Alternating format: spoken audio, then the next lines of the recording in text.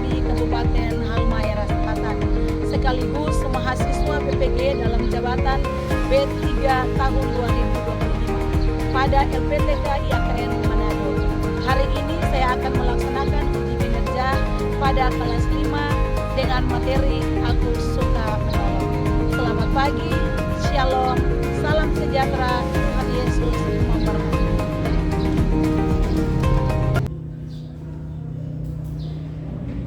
Selamat pagi anak-anak. Pagi, Bu.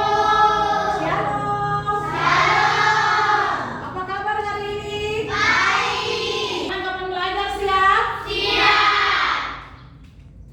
Ada sukacita hari ini? Puji Tuhan luar biasa. Oke, puji Tuhan.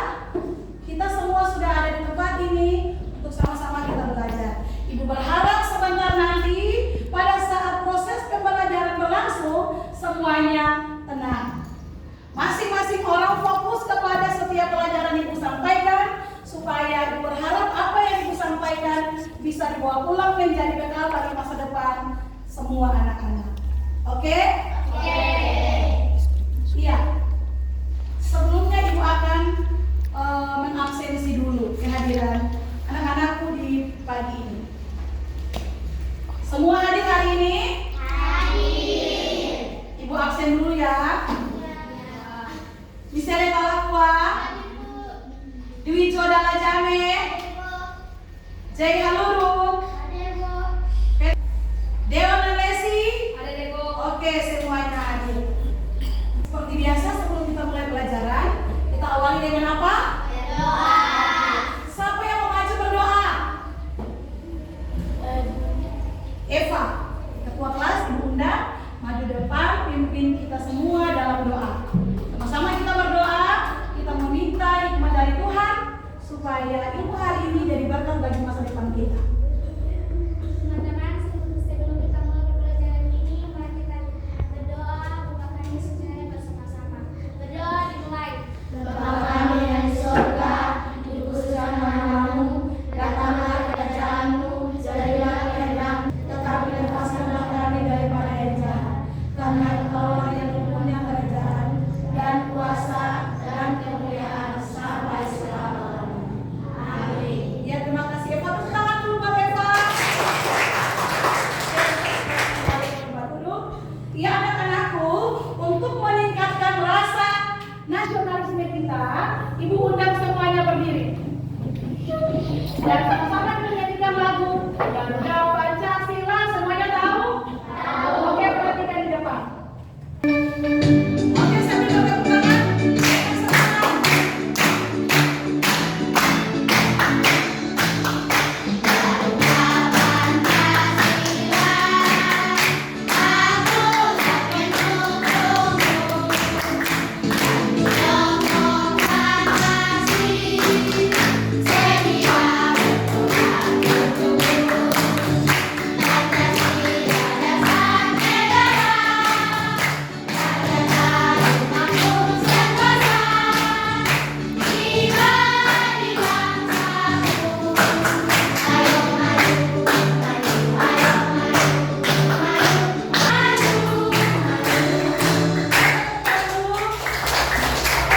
Kembali. Iya, hari ini kita akan mulai pelajaran di hari ini. Tetapi sebelumnya Ibu mau tanya dulu, siapa sih yang masih ingat pelajaran minggu lalu? Angkat tangan. Oke, jadi masih ingat pelajaran minggu lalu tentang keluarga sebagai tempat belajar. Siapa lagi masih ingat? Keluarga sebagai tempat belajar. Di dalam keluarga ada siapa saja dalam keluarga? Ada mama, ada papa, ada kakek, nenek, oma, opa. Dalam satu keluarga. Dan keluarga adalah tempat belajar. Dari keluarga kita belajar minggu kemarin bahwa kita belajar untuk menjadi anak yang baik, anak yang takut Tuhan,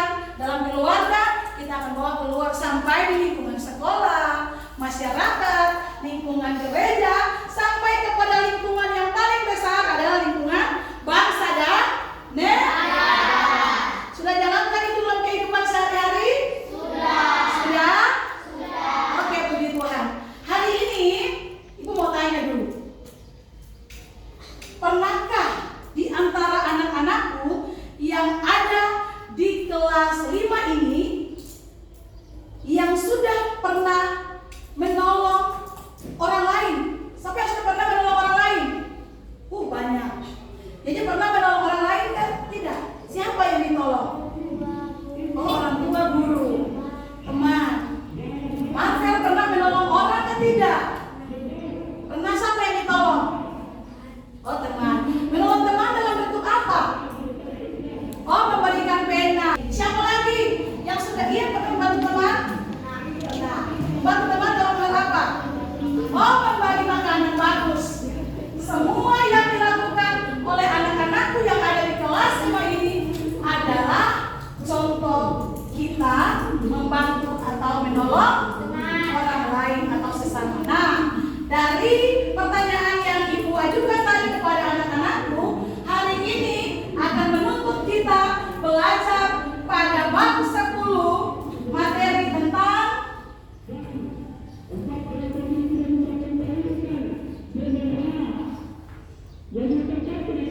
aku suka menolong. Mari kita lihat yang pertama. Apa sih tujuan pembelajaran yang akan kita capai di hari ini? Yang pertama, ada 4 tujuan pembelajaran. Ibu minta tolong Eva, Oli membacakan tujuan pembelajaran yang pertama.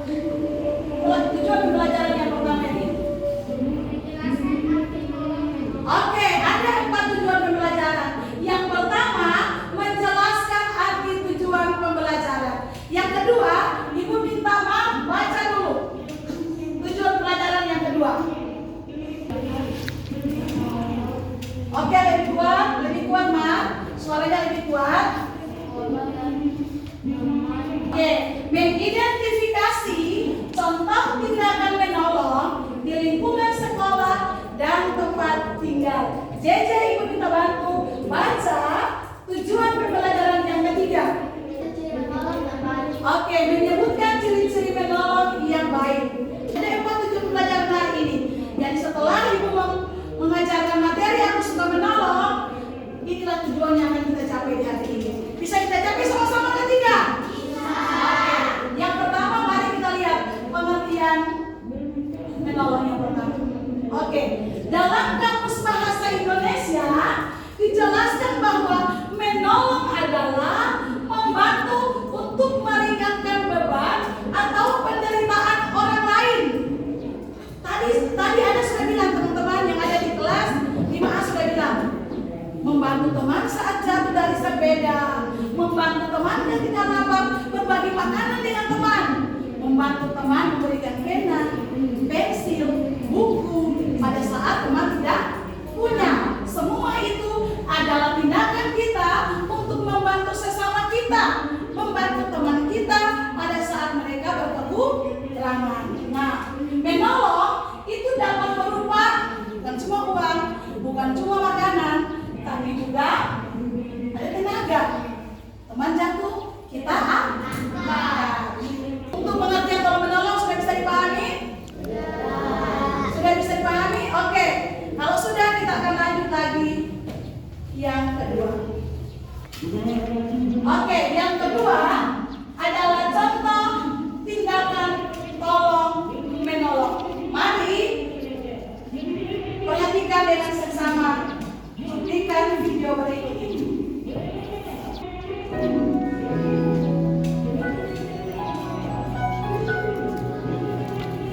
Pada suatu kali berdirilah seorang ahli Taurat untuk mencobai Yesus. Katanya, Guru, apa yang harus kuperbuat untuk memperoleh hidup yang kekal? Jawab Yesus kepadanya, apa yang tertulis dalam Hukum Taurat? Apa yang kau baca di sana? Ia pergi kepadanya lalu membawa bekal kayu. Sesudah ia menyiramnya dengan minyak dan anggur. Kemudian ia menaikkan orang itu ke atas keledai tunggangannya sendiri, lalu membawanya ke tempat penginapan dan merawat. Lebih dari ini, aku akan menggantinya waktu aku kembali. Siapakah di antara ketiga orang ini, menurut pendapatmu, adalah sesama manusia dari orang yang jatuh ke tangan penyamun itu? jawab orang itu. Orang yang telah menunjukkan belas kasihan kepadanya. Kata Yesus kepadanya, Pergilah dan perbuatlah demikian. Oke, kita kembali lihat materi yang kedua tadi. Contoh tindakan tolong menolong. Sudah tadi nonton video yang ditampilkan di depan? Sudah?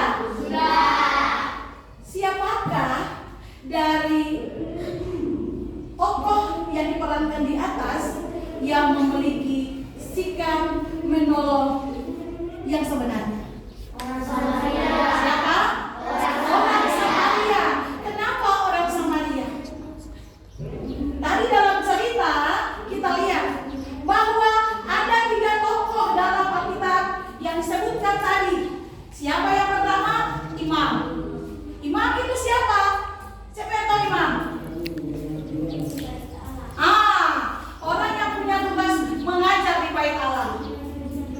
Dia punya tugas mengajar di bait Allah. Tetapi dalam video tadi ternyata dia lewat begitu saja. Walaupun ada orang yang membutuhkan dia punya pertolongan, jatuh, berdarah, tetapi dia hanya lewat. Dia tidak membantu. Siapa lagi tokoh yang kedua? Orang Lewi. Orang yang tugasnya menjaga bait Allah. Bayangkan, kalau dia punya tugas menjaga bait Allah, berarti dia setiap hari mendengarkan firman. Tapi justru dia malah lewat saja. Dia tidak peduli dengan sesama yang sementara jatuh di tengah jalan. Dan yang ketiga, hadirlah seorang siapa tadi yang terakhir? Orang Samaria. Orang Samaria dalam cerita Alkitab bukanlah orang-orang yang terkenal. Malah dalam cerita Alkitab dibilang bahwa orang Samaria adalah orang yang sebagian besarnya belum punya agama. Tetapi justru dalam cerita tadi ditampilkan bahwa orang Samaria lah yang punya rasa belas kasihan paling tinggi terhadap sesama. Dia lewat dalam cerita tadi. Dia tolong, dia bantu, dia tanya, kamu siapa? Kamu dari mana? Asal kamu dari mana? Kamu agama apa? Dia tidak tanya. Atau dibilang, nanti kamu ganti ya dengan beras, dengan gandum. Tidak. Tapi dia melakukan itu dengan tulus, dengan ikhlas, tanpa membeda-bedakan suku, agama, ras, dan budaya. Nah, kita lihat, apa sih contoh tindakan menolong yang harus kita lakukan? Yang pertama kita lihat di lingkungan sekolah. Yang pertama ada apa? Membantu teman kesulitan belajar. Tidak semua kita itu bisa. Ada teman yang bisa, ada teman yang agak-agak bisa, ada teman yang memang tidak bisa. Tugas kita adalah membantu teman-teman yang tidak bisa, membantu menolong mereka untuk belajar bersama-sama dengan mereka, mengajarkan mereka untuk bagaimana bisa belajar memahami, menjadi anak yang pintar. Yang kedua, meminjamkan alat tulis kepada teman. Terkadang dalam proses belajar ada teman yang tidak punya pena, tidak punya buku. Itu. Kemudian yang ketiga, berbagi bekal dengan temannya lapar. Siapa yang sudah pernah melakukan tindakan ini? Angkat tangan, ibu lihat. Oke, puji Tuhan. Hampir semua di sini suka berbagi. Ibu lihat, memang betul. Kebanyakan ada teman-teman yang tidak punya uang jajan. Teman-teman biasanya berbagi. Ada beberapa teman ibu lihat, suka berbagi bekal dengan teman-teman, bisa berbagi. Ada punya kelebihan, kalau itu punya bekal berarti dia bisa beli, bisa belajarkan buat teman-teman yang tidak punya uang. Kemudian yang keempat adalah menjenguk teman yang sakit. Teman sakit, tugas kita adalah menjenguk teman yang sakit. Kita menolong dengan tenaga adalah kita datang ke rumah. Oh Ian, kamu sakit. Datang, kalau kita punya berkat, kita bisa bawa buah, kita bisa bawa makanan. Dan yang pertama adalah kita datang, kita menolong dengan membawakan doa. Supaya apa? Supaya Ian diberkati oleh Tuhan. Tuhan tolong Ian cepat sembuh. Kita lihat lagi berikutnya. Oke, di lingkungan tempat tinggal, di lingkungan masyarakat di mana kita ada. Yang pertama apa? Saya bisa baca. Oke, menjenguk tetangga yang sakit. Ini sudah dilakukan ke belum? Sudah. Dan ibu lihat juga, ada juga sebagian besar orang tua yang memberikan contoh. Orang tua yang suka menolong, datang menjenguk tetangga yang sakit, anak juga ikut. Akhirnya anak-anak itu terbiasa untuk hidup suka menolong. Kemudian yang kedua adalah sama-sama baca, mari baca yang kedua. Membantu orang tua menyeberang jalan. Ada misalnya orang tua, ada nenek-nenek yang mau lewat karena motor banyak. Dia lalu lalang di jalan, si nenek ini kemudian takut menyeberang. Ada yang kemudian bilang, mari nenek saya bantu untuk menyeberang jalan. Ada kemudian tindakan yang keempat yaitu membantu ibu menyapu rumah dan halaman. Ini sudah terjadi ke belum di lingkungan? Betul? Tindakan apa saja di rumah selain menyapu dan menyapu rumah dan membersihkan halaman? Cuci piring, apa lagi? Mengepel, apa lagi? Menjaga adik, apa lagi? Melipat pakaian. Yang ketiga adalah ciri-ciri penolong yang baik. Yang pertama kita baca sama-sama. Dilakukan dengan ikhlas. Pertolongan harus diberikan tanpa mengharapkan imbalan apapun. Murni karena dorongan hati untuk berbuat baik. Kemudian yang kedua, tidak membeda-bedakan. Menolong orang tidak boleh ada diskriminasi berdasarkan suku, agama, ras, dan budaya. Ibu punya cerita. Satu kali ada orang jatuh. Karena dia bawa motor ngebut, dia jatuh. Kemudian ada orang mau tolong. Orang tanya, kamu siapa? Kamu dari daerah mana? Kamu nama siapa? Kamu tinggal di mana? Kamu agama apa? Kamu suku apa? Kalau tolong orang, haruskah pakai pertanyaan seperti itu? Tidak. Kemudian yang ketiga adalah apa itu? Bisa baca? Memberikan dampak positif. Pertolongan yang diberikan harus membawakan dampak yang positif dan tidak boleh membahayakan orang lain. Kemudian selanjutnya yang terakhir adalah manfaat saling menolong. Yang pertama ada apa? Meringankan beban orang lain. Dengan membantu, manfaatnya satu, kita meringankan beban orang lain. Orang lain itu siapa saja, bisa mama, bisa papa, bisa tetangga, bisa teman, bisa siapa saja. Kemudian yang kedua, apa itu? Menciptakan kerukunan. Itu apa? Kita mempererat hubungan persaudaraan. Orang yang kita tolong mungkin awalnya tidak kita kenal, tetapi dengan menolong orang akan mengenal kita. Pasti kita membina hubungan yang baik dengan orang lain. Dari materi yang sudah tadi Ibu sampaikan, maka kesimpulan yang boleh kita ambil di hari ini adalah, kita baca sama-sama. Boleh. 1, 2, 3.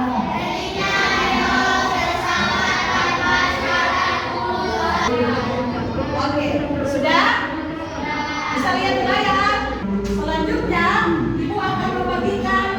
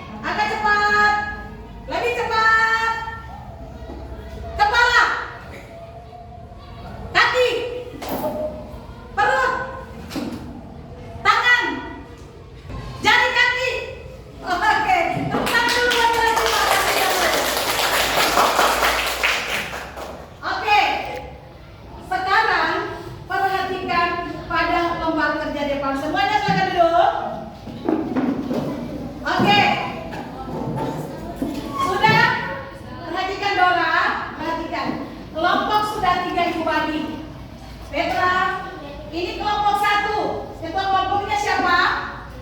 JJ. Kelompok 2 silakan pilih ketua kelompoknya siapa? Oh, Michelle. Kelompok 3 pilih ketua kelompoknya siapa? Eva. Oke, sudah. Ketua kelompok akan bersama-sama dengan teman-teman untuk memimpin kelompoknya masing-masing untuk berdiskusi. Boleh? Oke, dengan Ibu jelaskan. Di dalam RKPD itu ada 3 pertanyaan. Di dalam 3 pertanyaan ini ada 8 jawaban. Ketua kelompok tidak kerja sendiri.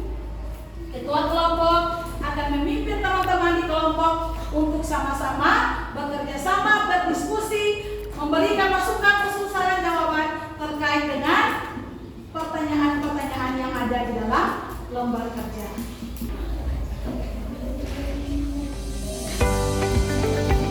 Duduk tenang, kemudian fokus. Ketua kelompok akan mengarahkan.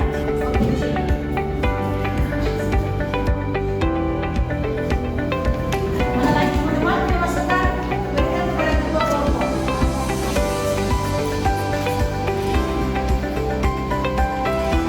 Kelompok 2 sudah? Sudah? Oke.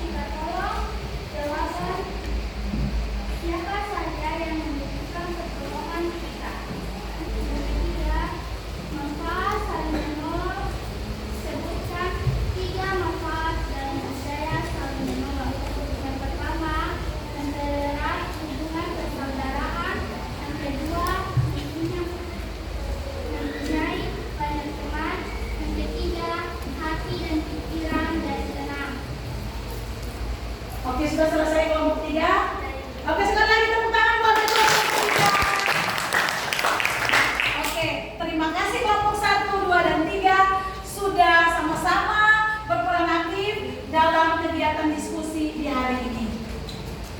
Apa yang disampaikan oleh kelompok 1, kelompok 2, dan kelompok 3 itu merupakan tanggung jawab kita sebagai anak-anak Tuhan yang hidup di dalam lingkungan sekolah, lingkungan masyarakat. Kita mampu memberitakan kebaikan Kristus kepada semua orang melalui setiap perbuatan kita, supaya melalui kita, siswa yang ada di kelas ini, Tuhan dimuliakan. Karena itu, ibu guru mau semua berdiri. Tolong saya, kita nyanyikan lagu kalau Tuhan mau saya jadi berkat. 1, 2, 3.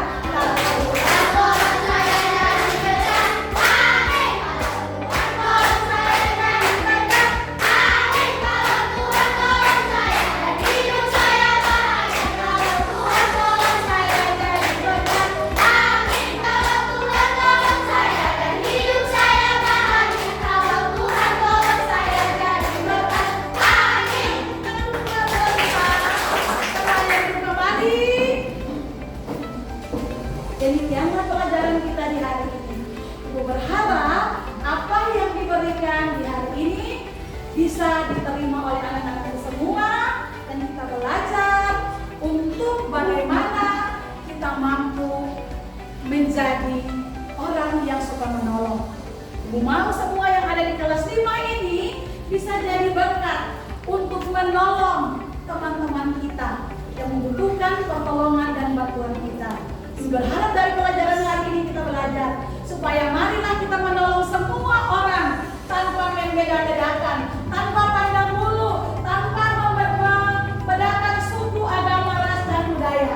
Supaya apa? Terciptalah sebuah kehidupan persaudaraan, kerukunan kehidupan yang harmonis di dalam lingkungan pendidikan kita. Ada pertanyaan? Oke, Michelle.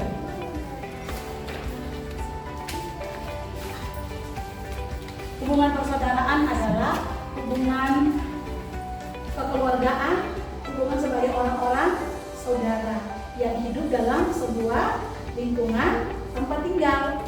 Jadi hubungan persaudaraan itu bukan hanya dengan orang-orang yang ada di dekat kita saja, tetapi siapa saja yang membutuhkan kita bantu, kita tolong. Semua orang. Sudah? Sudah. Semuanya berdiri.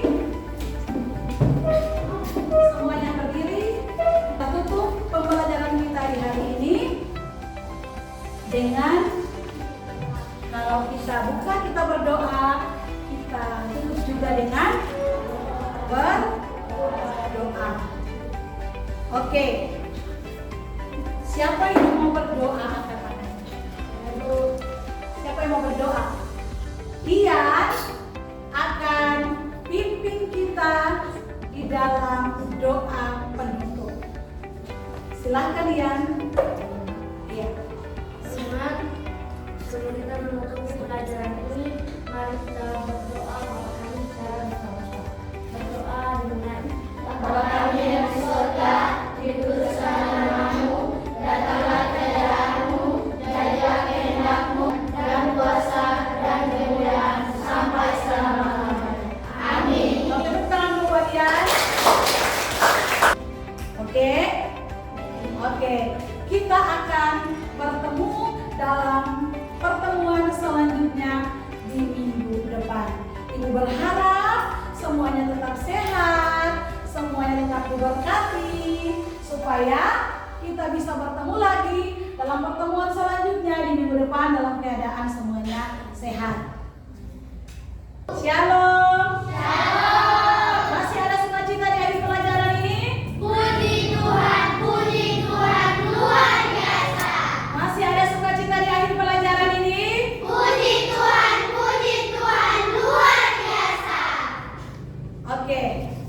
Demikianlah pertemuan kita di hari ini.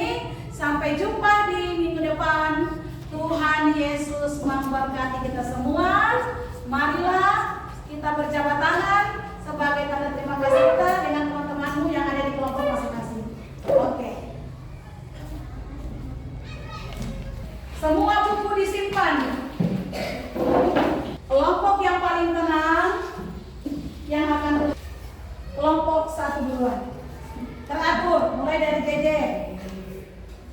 Kejadian